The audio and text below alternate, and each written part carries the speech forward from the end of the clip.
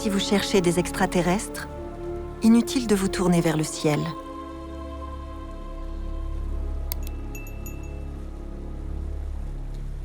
Pas de squelette, une tête sans corps à la chair molle et élastique, 8 bras puissants, 3 cœurs, 9 cerveaux. Ne cherchez plus, les extraterrestres sont déjà là, parmi nous, dans les mers.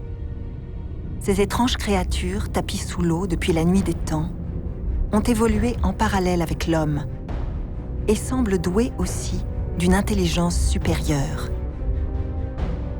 En suivant les expériences menées par 3 équipes scientifiques de pointe, partons à la découverte de la forme de vie intelligente la plus incroyable de notre planète. Et peut-être y trouverons-nous notre double aquatique.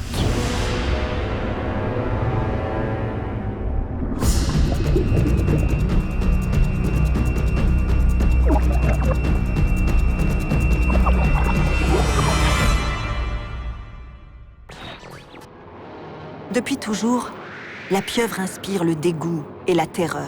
Une créature visqueuse, capable de s'extraire du fond des mers pour attaquer des navires et entraîner les marins d'infortune vers le fond noir des océans. Est-elle ce monstre malin, cruel, effrayant d'intelligence ?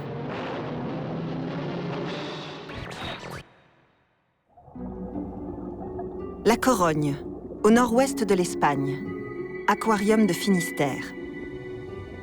Le biologiste Antonio Cribero étudie depuis plus de 10 ans le comportement et les facultés intellectuelles des poulpes.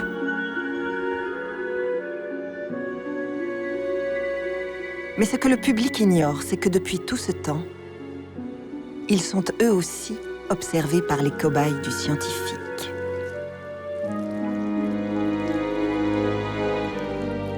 Ce comportement n'étonne plus Antonio. Comme dans tous les aquariums, il a toutes les peines du monde à maintenir ses pensionnaires dans leur bassin. Souvent, il circule d'un bac à l'autre pour y dévorer des proies, joue à cache-cache. Et une fois leur méfait commis, réintègre tranquillement leur bassin d'origine, comme si de rien n'était. Mais qui est donc cet animal au caractère curieux, capable de se balader dans notre univers, d'explorer, d'épier nos moindres faits et gestes, et de nous suivre ?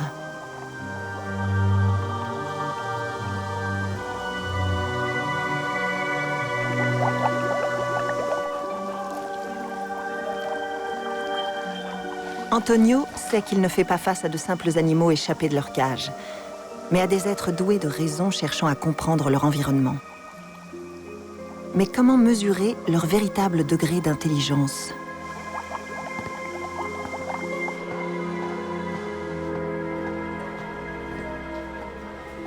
Antonio va soumettre le jeune poulpe, qu'il a appelé Pepinho, à une véritable batterie de tests.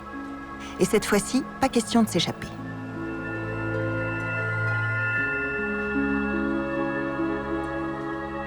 Tous les animaux apprennent de leurs parents des techniques pour se nourrir ou se cacher.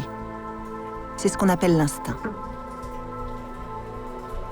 Le premier stade de l'intelligence consiste en la capacité de résoudre un problème nouveau, jusque-là inconnu par l'ensemble de la famille.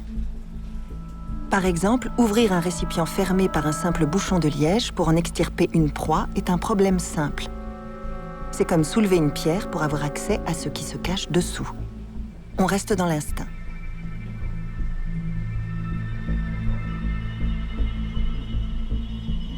Mais un bouchon à vis. Rien dans la nature ne ressemble à une vis. Quel animal dévisse un objet ? Les tentacules inquisiteurs du petit poulpe, presque aussi adroits que des mains humaines, examinent le bocal. Regarde, il explore le bocal. Il touche. Il touche encore une fois. Ici, on ne parle plus d'instinct. Le poulpe doit faire appel à la réflexion. Si le crabe est à l'intérieur, c'est qu'il a pu y entrer. Donc une clé existe pour l'en sortir. Tirer, forcer, réfléchir, appuyer, tourner, Pepinho essaye tout.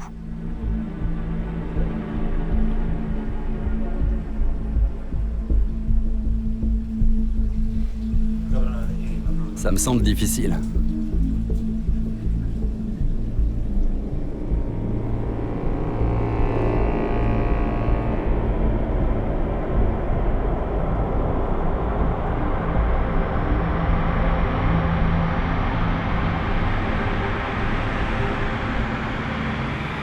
jusqu'à la réussite.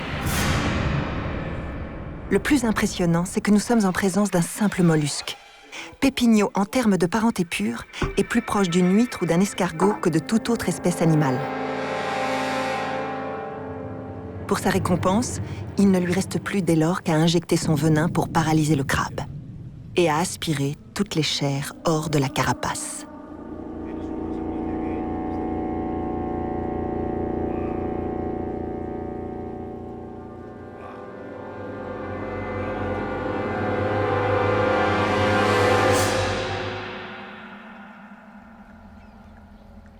Je suis pêcheur de poulpes en Galice depuis plus de 20 ans et je peux vous dire que le poulpe est un animal très intelligent.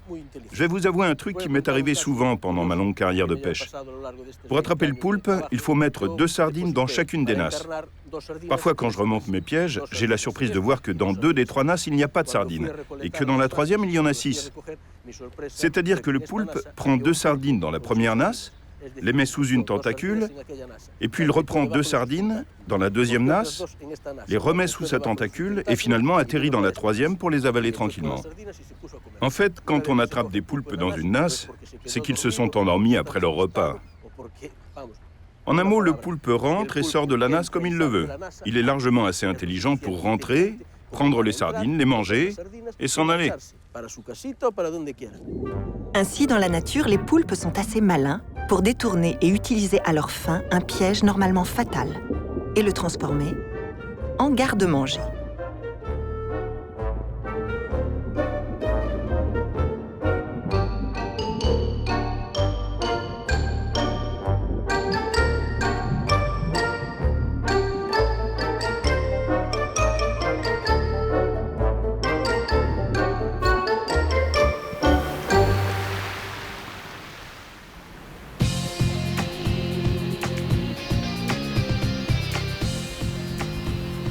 De retour dans les laboratoires de la Corogne, Antonio Cribero décide de pousser plus loin l'expérience.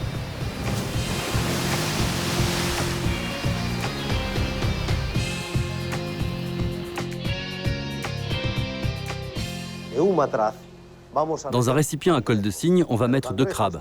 On va les faire rentrer en force, de telle sorte qu'ils ne puissent pas sortir par le trou du col. Le poulpe va pouvoir toucher les crabes avec ses tentacules, mais il ne sera pas capable de les sortir du récipient. Les chimpanzés, dans des expériences similaires, n'ont pas été capables de résoudre cette énigme, relativement simple. Voyons quelle solution va inventer le poulpe. Comment il va se débrouiller? Une fois encore, la situation est inédite. Le crabe a été entré en force. Donc, en milieu naturel, cette situation ne peut pas exister. Pépigno réfléchit. Il peut sentir l'odeur des proies et voit qu'il n'y a pas de bouchon pour bloquer l'accès.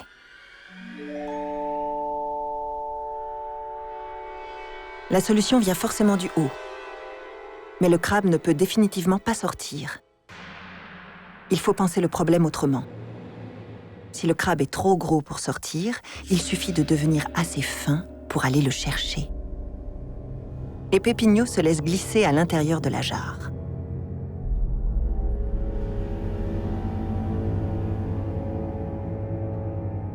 Bien qu'enfermé, l'animal n'est nullement inquiet. Il a compris et il a appris. Il sait désormais que sortir ne lui posera aucun problème.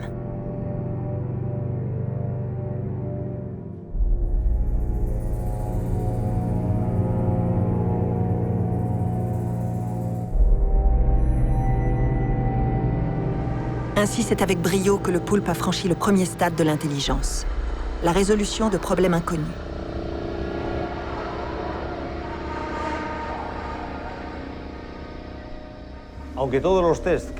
Même si tous les tests que l'on a vus ont été effectués par notre acteur principal, Pépigno, on a tenté de reproduire les mêmes tests avec toute une série d'autres individus sauvages, pour démontrer que ce n'était pas le talent d'un individu en particulier.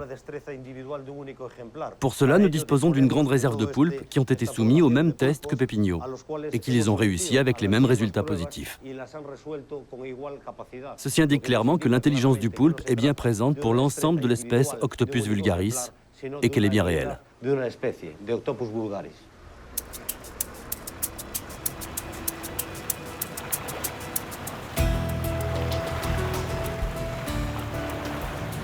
L'île de Vancouver au Canada.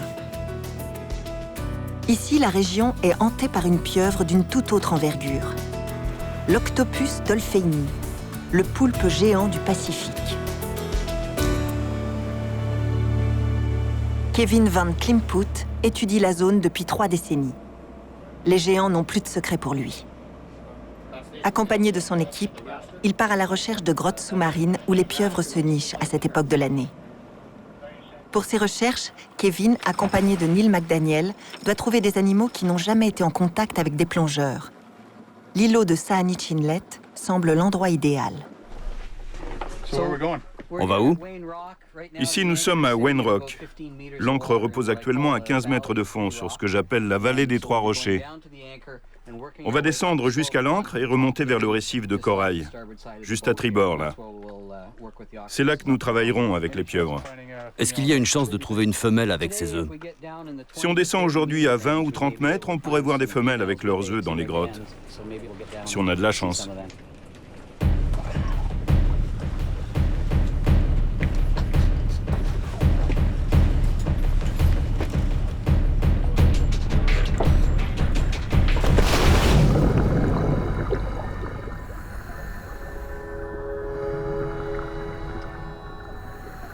À peine entrés dans l'eau, les plongeurs sont repérés par d'étranges vaisseaux fantômes.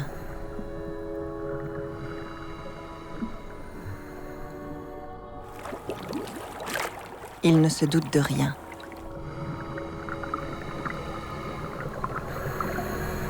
Se fondant dans l'opacité de l'eau hors de vue, les pieuvres observent les nouveaux venus.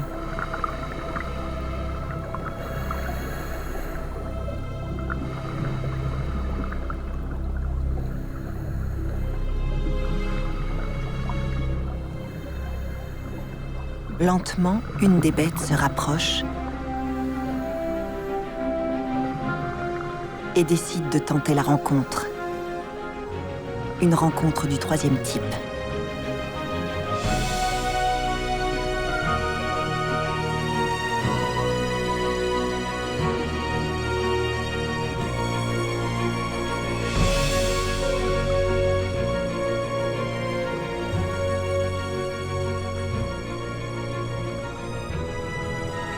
Sentant qu'il n'a rien à craindre de l'intrus, il le laisse caresser sa chair douce et soyeuse.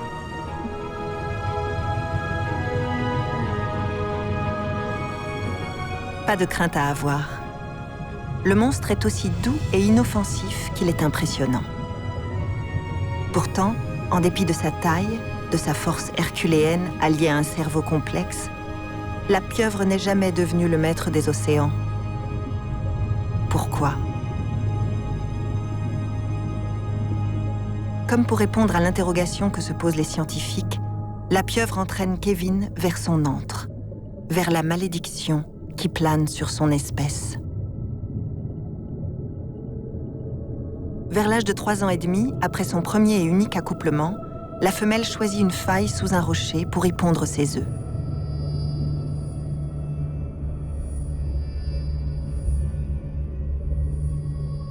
Dès lors, tapie dans son trou pendant les 6 semaines que dure l'incubation, cette mère courage passera sa vie à protéger et ventiler les œufs collés en grappe sur le plafond de la cavité.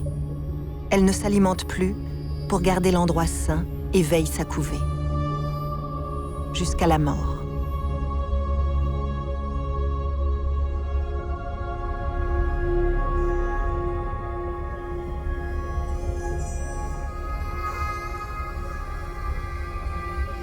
Lorsque les petits éclosent, ils sont immédiatement livrés à eux-mêmes. La femelle épuisée par le jeune, anémiée, famélique, n'a plus qu'à se laisser mourir. Terrible. Ce sacrifice rituel empêche toute transmission du savoir. Chaque génération doit tout réapprendre à zéro. Un éternel recommencement. Dans un ultime effort, la mère libère la grotte pour laisser l'abri à ses petits, puis meurt rapidement d'épuisement.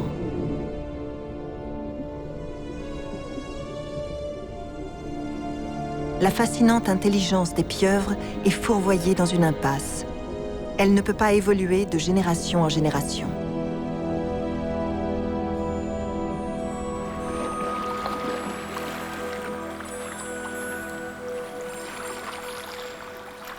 Mais pourquoi les scientifiques s'intéressent-ils tellement à l'intelligence des pieuvres? Qu'est-ce qui la rend si singulière? Pourquoi est-ce si important aujourd'hui?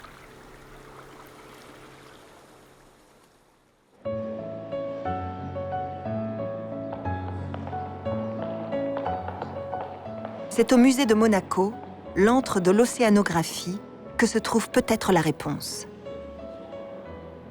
Des milliers de mystères ont été résolus entre ces murs. Didier Théron, le directeur biologique, nous fait comprendre cet intérêt nouveau pour les facultés intellectuelles des pieuvres, ce qui rend leur intelligence si particulière. Alors Anna, ce reptile marin, cet ichthyosaure qui vivait il y a 150 millions d'années, était un prédateur des céphalopodes. Et c'est à cette période-là que ces céphalopodes ont commencé à évoluer vers leur forme actuelle, à perdre leur coquille externe progressivement et à coloniser des milieux comme les grands fonds ou les milieux côtiers, où ils évoluent avec beaucoup plus de légèreté et de rapidité. On sait que le plus vieux fossile de céphalopodes connu est âgé de 507 millions d'années. Et si on considère d'un côté que la séparation entre les deux branches qui ont donné d'un côté les vertébrés actuels, les mammifères marins, les vertébrés supérieurs, l'homme, et d'un autre côté les céphalopodes actuels, si on sait que ces deux branches se sont séparées entre 500 et 600 millions d'années, depuis cette époque-là, on a une évolution des céphalopodes et une certaine forme d'intelligence qui s'est forgée de façon indépendante. Primates, dauphins, toutes les formes d'intelligence connues sur Terre sont donc l'évolution d'une seule et même lignée. Pourtant, depuis 510 millions d'années, les pieuvres ont créé en parallèle leurs propres réflexions. Et le résultat est presque identique. N'y aurait-il qu'une seule forme d'intelligence possible dans l'univers? Pendant que les mammifères développaient la communication, l'esprit de groupe, les pieuvres ont choisi la solitude et le développement d'un outil intellectuel singulier qui leur offre le pouvoir d'invisibilité.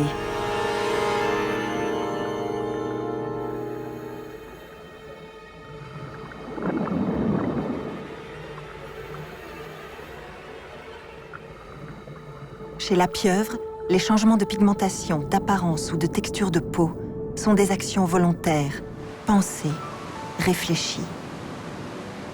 Le résultat d'une observation visuelle de ce qui l'entoure et de son interprétation immédiate, comme si la nature avait en elle intimement marié la peau et la pensée.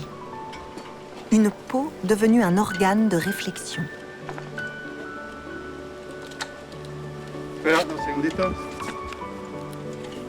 Ya, anda aquí. Antonio, me echas una mano. Ce n'est pas par hasard que l'on a appelé cette grande piscine naturelle le paradis marin, car pour les poulpes, c'en est un. Le paradis est rempli de rochers et d'algues sous-marines où les poulpes peuvent se cacher et trouver des tanières, se comportant comme dans leur habitat naturel. Mais le mieux pour les poulpes, c'est que dans cette piscine, il n'y a pas de prédateurs. Cet endroit est idéal pour observer les pieuvres, les étudier et avancer dans nos recherches sur cet animal fascinant. Pour percer le mystère de cette peau qui pense, Antonio a accumulé des centaines d'heures d'observation dans son paraíso. Bon, maintenant, tu vas essayer d'aller filmer par là. On dirait que les poulpes qui se camouflent dans les rochers préfèrent ce côté-là. Concentre tes efforts sur ce bord et ne t'occupe pas de l'autre. Ok ? Ok, on y va.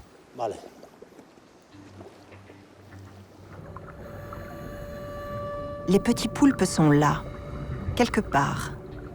Mais où? Là? Ou là, peut-être? La technique est simple. Il faut en surprendre un qui passe et ne plus le lâcher.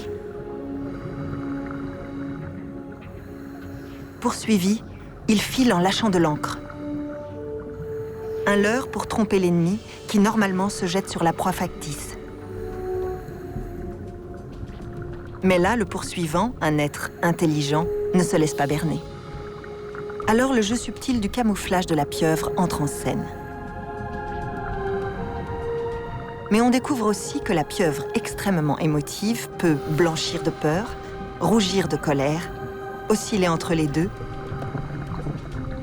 Les pieuvres changent aussi d'apparence selon leurs sentiments.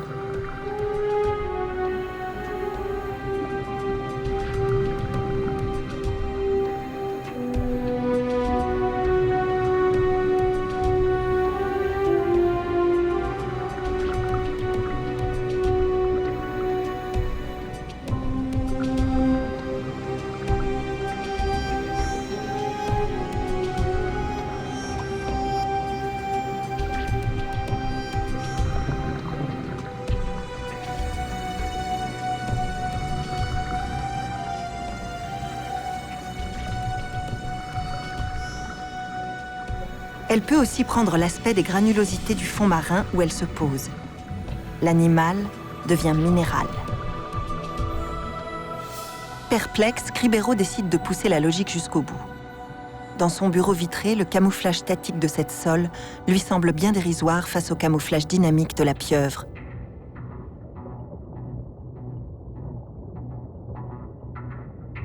Antonio veut maintenant tenter une nouvelle expérience. Essayer de voir jusqu'à quel point cette peau intelligente peut s'adapter au décor environnant. Pour ce faire, il décide de transformer le bassin aux requins de l'aquarium en laboratoire d'essai. Bien au sec, de l'autre côté des vitres, il pourra rester des heures à observer. Il fait immerger dans l'aquarium une boîte en plexiglas qui sera le support des expériences à venir.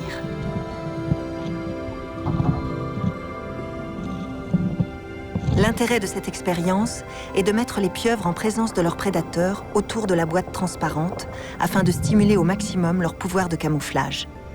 Mais surtout de prouver que pour imiter son environnement, la pieuvre doit avoir parfaitement conscience d'elle-même et du monde qui l'entoure.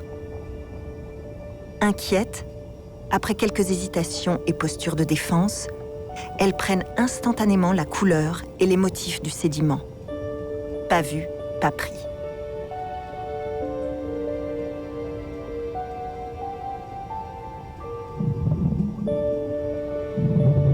L'expérience se complique.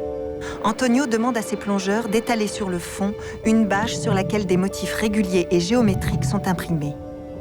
Si les couleurs correspondent aux pigmentations possibles de la mélanine des pieuvres, ce genre de dessin artificiel est une épreuve à laquelle les poulpes n'ont jamais été confrontés.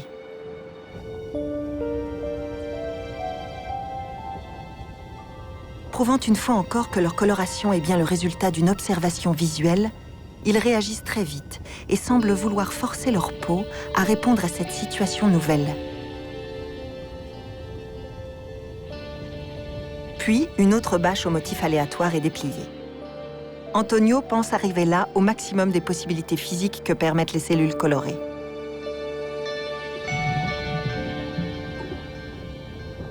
Sous l'œil attentif d'un jeune mérou, là encore, les poulpes se concentrent.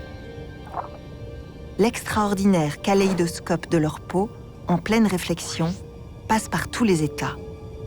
Des milliers de cellules sont mobilisées.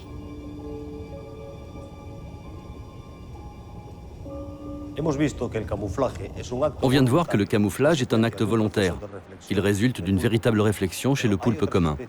Mais il y a d'autres espèces qui vont beaucoup plus loin. En plus de changer de couleur ou de texture, elles sont capables d'imiter la forme et le comportement d'autres animaux afin de brouiller les pistes et de tromper leurs prédateurs. L'Indonésiane Mimic octopus est devenue la reine de la métamorphose. C'est une transformiste. Elle change de forme en fonction de la situation. Pour faire fuir un crabe trop curieux, elle devient monstrueuse.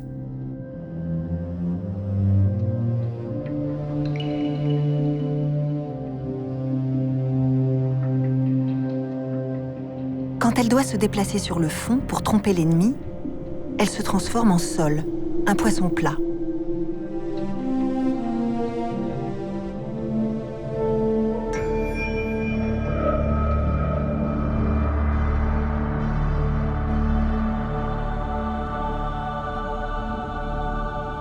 Si elle doit nager en pleine eau, elle devient effrayante comme le dangereux poisson-scorpion, dont les épines contiennent un poison puissant.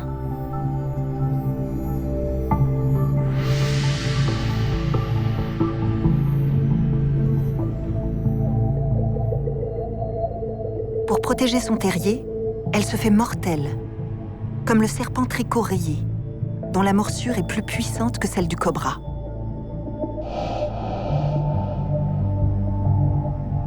Elle peut devenir aussi intouchable qu'un Bernard l'ermite bien carapassonné dans sa lourde coquille. Et pour finir, se transforme en sèche, trop rapide pour être attrapée.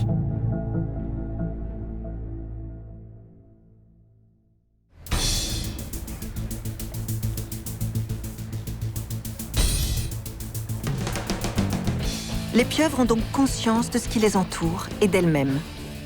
Mais jusqu'à quel point ? Retour à Vancouver.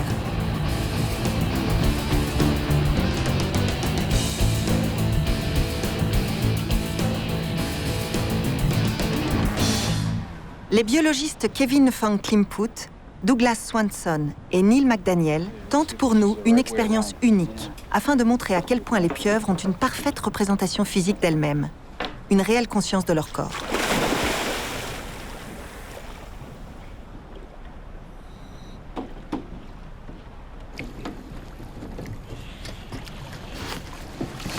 Une pieuvre géante va être placée dans une boîte dont la seule issue est un trou rond de 6 cm de diamètre.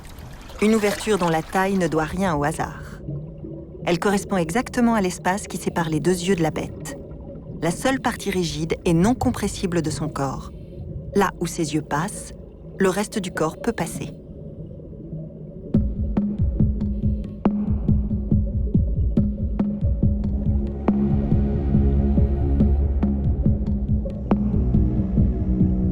L'animal capturé quelques heures avant l'expérience n'a jamais côtoyé de plongeur et se trouve bien malgré lui dans une situation embarrassante.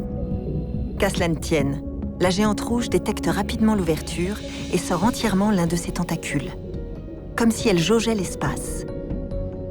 Puis, sans grande hésitation, glisse un tentacule après l'autre. Rien dans son comportement ne montre une quelconque inquiétude. Elle a compris la situation et fait tout pour s'en sortir rapidement.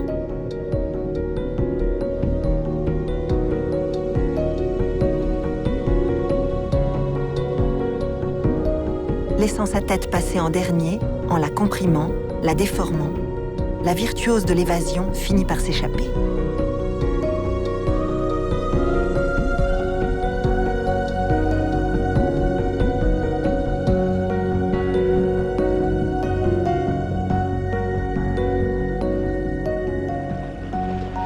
Abasourdis par une telle ingéniosité, les plongeurs remontent, enthousiastes.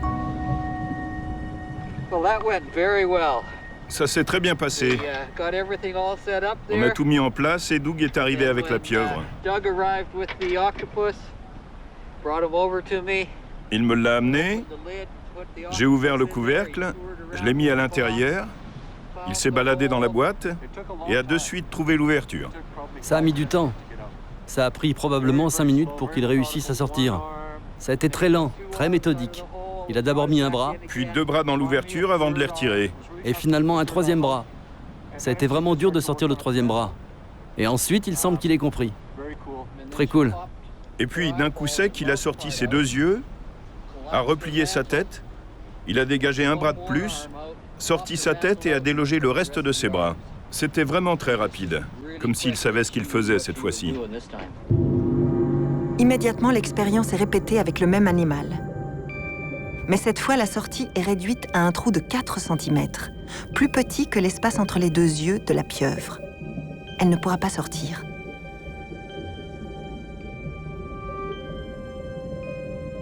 La pieuvre semble s'interroger, puis glisse un tentacule dans l'ouverture pour tester l'espace disponible.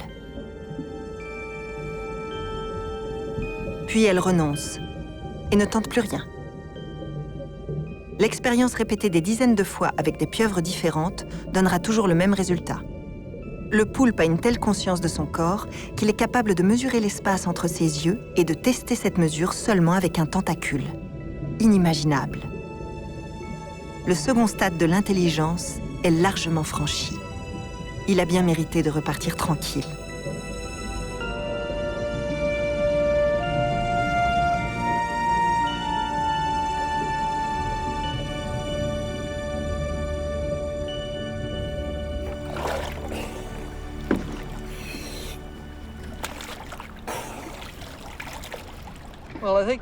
Je crois que ce gros bonhomme savait qu'il n'allait pas pouvoir passer par ce trou. Il a quand même sorti un bras entier et une partie d'un autre bras, mais ensuite il a arrêté d'essayer.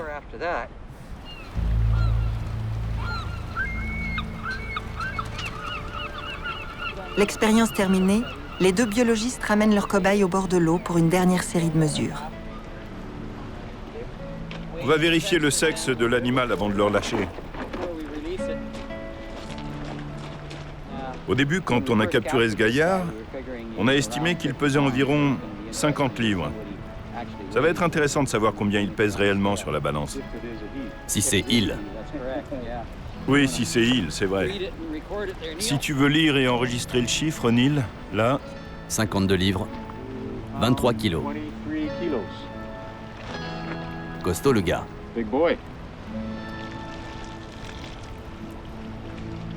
Donc ce qu'on cherche là, quand on fait ça, c'est son troisième bras à partir de la droite.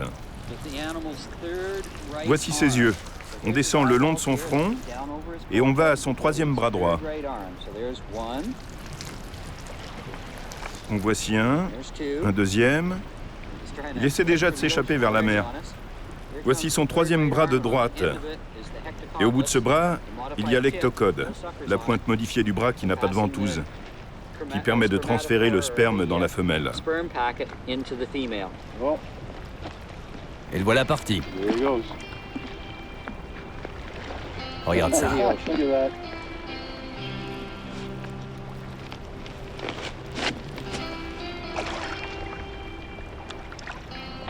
Comme le capitaine David Jones, le monstre pieuvre du film Pirates des Caraïbes, il jette un dernier regard vers ce monde des terriens et se laisse avaler par son royaume liquide.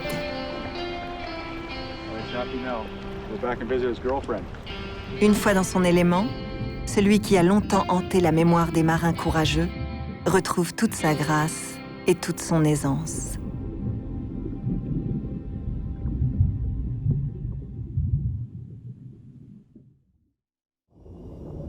Nouveau défi de taille. Leur intelligence peut-elle devenir abstraite? Sont-elles capables d'avoir la notion de temps ou d'espace? De se projeter dans le futur? À La Corogne, Antonio Cribero tente l'expérience du labyrinthe.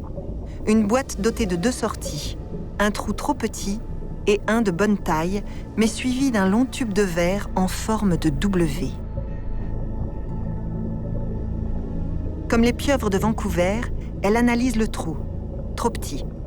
Pour s'échapper, il ne reste donc que l'autre option. Mais la pieuvre n'en voit pas la fin.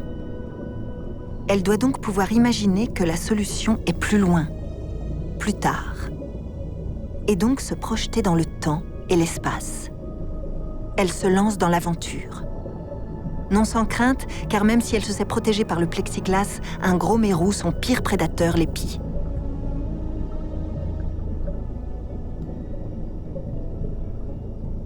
Le danger passé, elle reprend son exploration. Elle a compris que ce tube est la seule solution dont elle dispose pour s'extirper de cette boîte. Elle ne sait pas ce qui l'attend.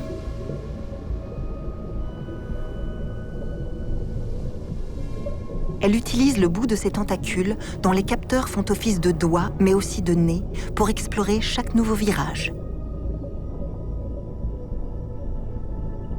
Quand un prédateur trop puissant passe à sa portée, elle s'immobilise pour ne pas attirer son regard.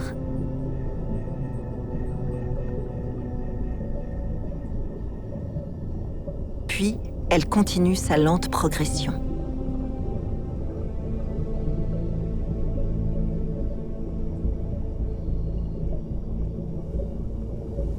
Les tentacules ont senti l'eau libre.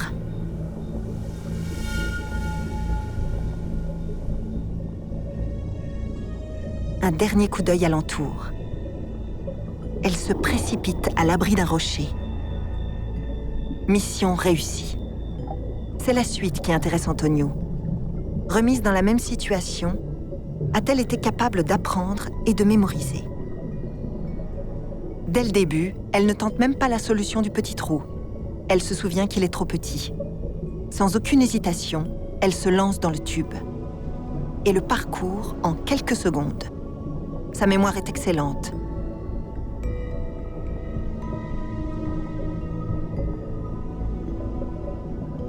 Décidément, les pieuvres sont bien au sommet de l'échelle de l'intelligence.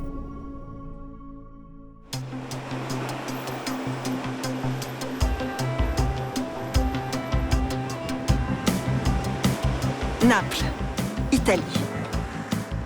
À bord de son scooter, Pietro, un étudiant en biologie marine à l'Institut d'Anton Dorm, se rend tous les matins dans le même petit port de pêche.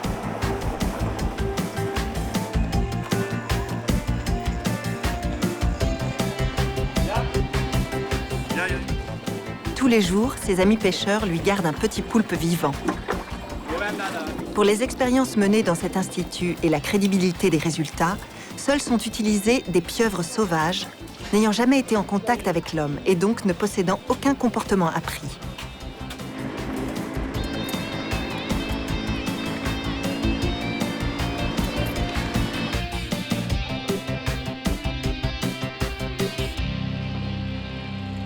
L'Institut Anton Dorm est depuis le début du XXe siècle le premier centre au monde et désormais le plus en pointe de la recherche à s'intéresser à l'intelligence des poulpes. Ici, les poulpes sont observés et scrutés dans les moindres détails.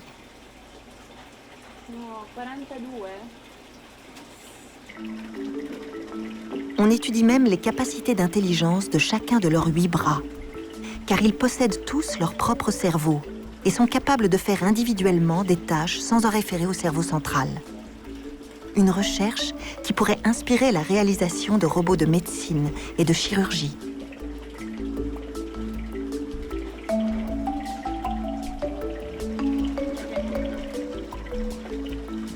Le professeur Edelman de l'Institut des neurosciences de Californie ne s'intéresse quant à lui qu'aux facultés intellectuelles.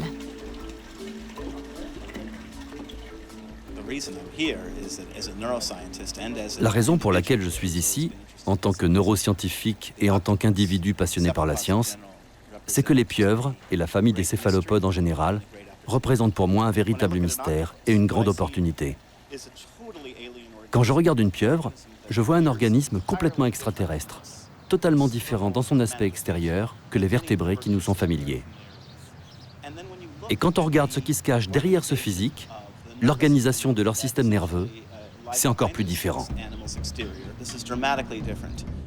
9 cerveaux, un amas central de 250 millions de neurones dans la tête, relié à 8 autres de 50 millions de neurones à la base de chacun des bras. Une organisation cérébrale qui ne ressemble à rien de ce que l'on connaît. Et pourtant, il en ressort une intelligence identique à la nôtre. N'y aurait-il qu'une seule forme d'intelligence possible ? On est peut-être impressionné par la structure tellement différente de la cervelle des pieuvres. Mais le travail que couvrent ces neurones, la manière dont ils transmettent l'information, je suppose, mais je ne sais pas encore, et c'est ce que nous allons vérifier. Mais je pense que les circuits qui transmettent l'information font toujours le même travail, chez tous les animaux, y compris les vertébrés, comme les oiseaux et les mammifères, et les invertébrés, comme les pieuvres. Je pense que nous allons trouver un grand dessin dans tout ça, dès qu'on aura fini nos expériences.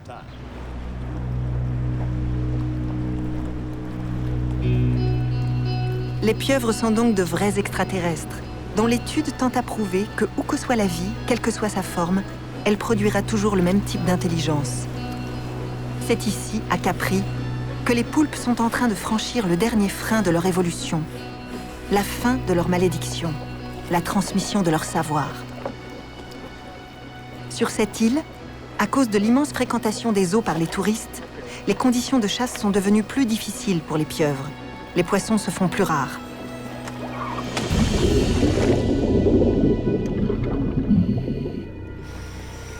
Les chercheurs d'Anton Dorm ont observé que, probablement stimulés par leurs conditions de vie plus dures, les pieuvres, ici, sont devenues moins craintives et ne s'enfuient pas à l'arrivée des plongeurs.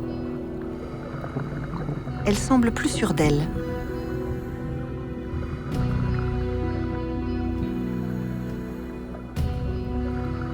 Et plus étonnant, ils ont observé qu'elles ne vivent plus en solitaire.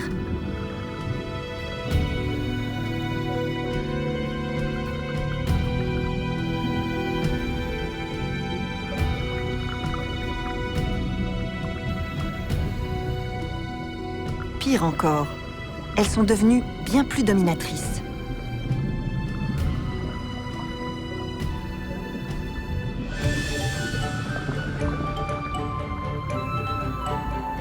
Ce sont les proies, parfois, qui se jouent des prédateurs, Impensable.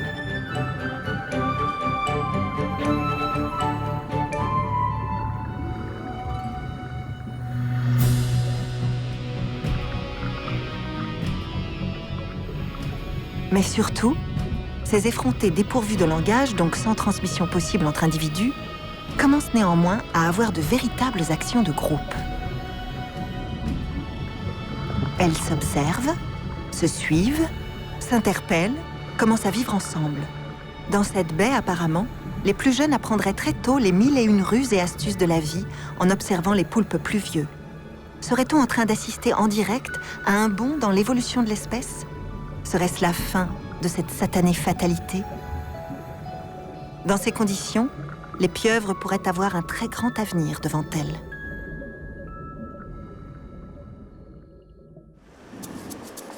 Retour à Naples. Maintenant, le neurologue Edelman et le professeur Fiorito, pionniers des recherches sur l'apprentissage visuel des pieuvres, veulent passer de la théorie à la pratique. Prouver que les nouvelles générations d'animaux sont en train d'apprendre à apprendre.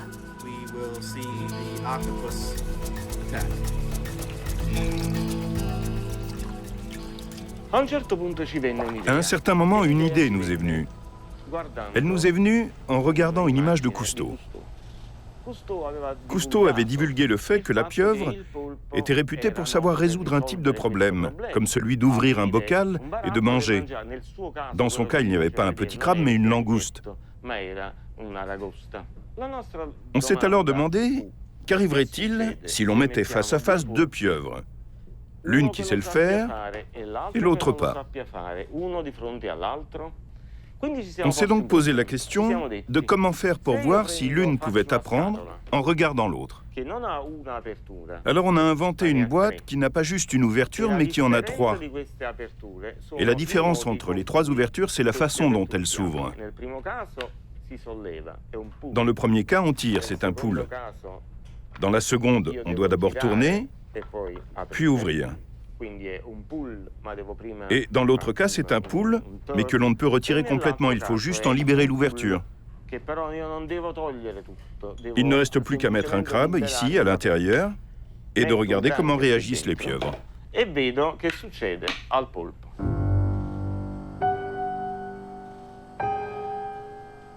Dans un bassin séparé en deux par une vitre, on montre à un poulpe récupéré le matin même chez les pêcheurs et qu'on appelle le candide, une boîte dans laquelle un crabe a été placé.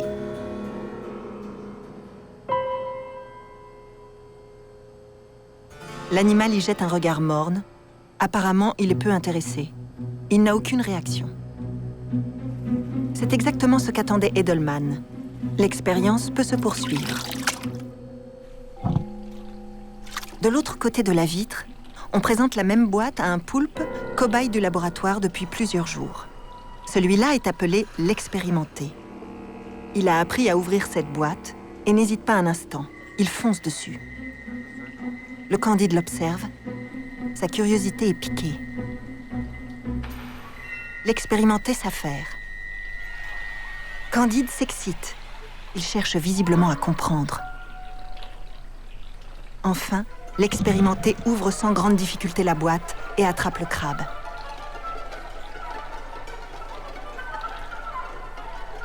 Candide a-t-il appris en observant l'expérimenté? La théorie de Capri serait-elle une réalité? Moment crucial pour Pietro et David. La réponse ne va pas tarder.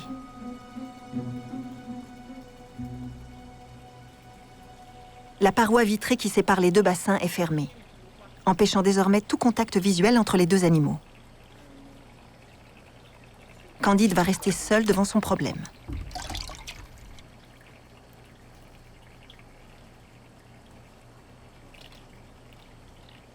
Va-t-il réussir?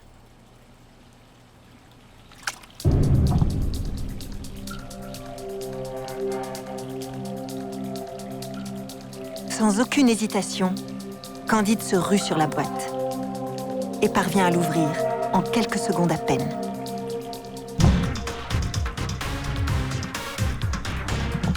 Il a appris.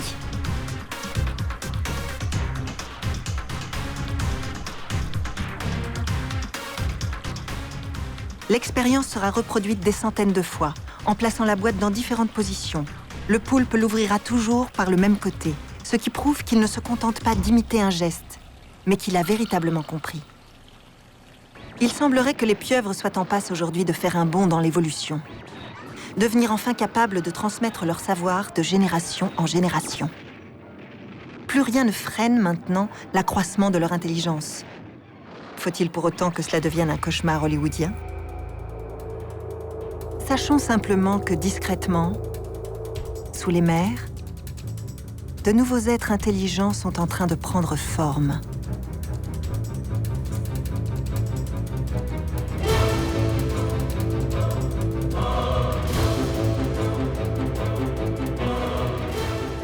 Rien n'est encore fait. Il faudra probablement quelques dizaines de milliers d'années avant que leur mental puisse rivaliser avec le nôtre. Mais la nature a tout son temps.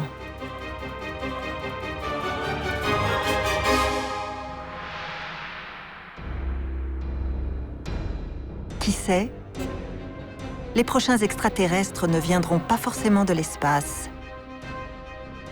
Alors regardons les pieuvres différemment. Car peut-être, ils sont déjà parmi nous.